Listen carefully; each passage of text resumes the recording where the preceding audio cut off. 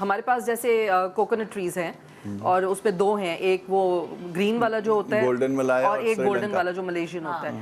تو ہمیں کسی نے کہا کہ بھئی آپ ان کے نا سائڈوں پہ اوپر نمک ڈال دیں, اچھا سالٹ. تو وہ پوری تھیلیاں ہم نے نمک کی بھر بھر کے ڈالی, اسے واقعی پھل بڑا اچھا آنا شروع ہو گیا. ہاں ہاں بہت اچھا پھل تو یہ تھوڑی سی بتائیں, آپ دونوں میں سے کون بتا سکتا ہے؟ میں آپ کو بدین میں ہی ہمارے پاس ایک فارم تھا فریار صاحب کا, وہ انہوں نے کوئی 1200 کے قریب جو ہے نا پودے لگائے تھے. اچھا. اور الٹیمیٹلی انہوں نے اپنے کمدار کو جو ہے دل برداشتہ ہو کے کہا کہ سب کو چاپ کر دو. کیوں؟ اس میں فروٹ سیٹ نہیں ہوتا تھا, جب فروٹ آتا تھا وہ گر جاتا تھا. اچھا. And that was nothing, no rocket science. ہاں. پوٹیشیم کی ڈیفیشنسی تھی. اچھا. زمین جو شورہ زدہ ہوتی ہے یا نمکین ہوتی ہے جی, اس میں سوڈیم کی مقدار زیادہ ہوتی ہے. اچھا.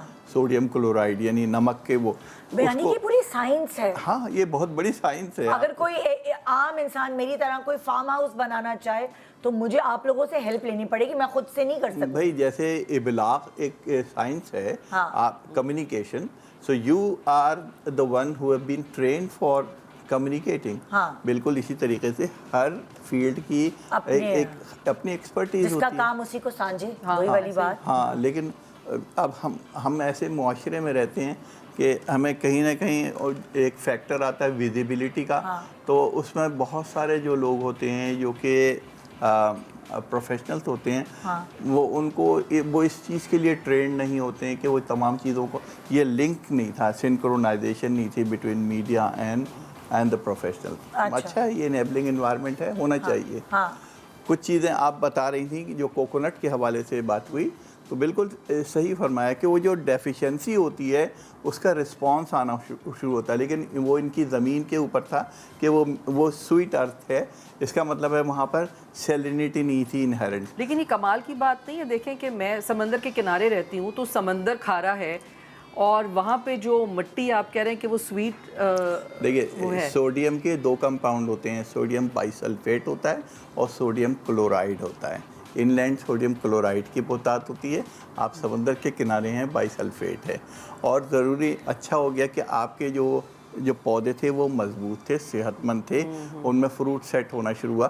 ہم نے کچھ نہیں کیا تھا. پوٹاش, یہ جو میں اس بیچ کو لگا کے آ رہا ہوں, اس کے جو پائنیئر تھے, میں نے ان سے مشورہ لیا کیونکہ وہ ٹرینڈ ہارٹیکلچرسٹ تھے. کہنے پوٹاش ٹرائی کرو. تو ہم نے اس کی جڑ کے قریب کھدوا کے, اور کھدوایا بھی نہیں تھا بلکہ اس کے اوپر ہی ڈالا اور اس کی پروفیوز واٹرنگ کی. دیکھیں جو بنیادی طور پہ مجھے نہیں معلوم, حمزہ یہ بتائیں گے, ہوتا ہے جب یہ پاٹ بھرتے ہیں نا, تو پاٹ کے بھرنے کے جو پروٹوکول ہوتا ہے وہ یہ ہوتا ہے کہ یہ جو میڈیم ہے نا, یہ سبسٹریٹم جڑ کے لیے ہے, اور یہ جو ہے یہ نیوٹرینٹ کے لیے اوپر کا.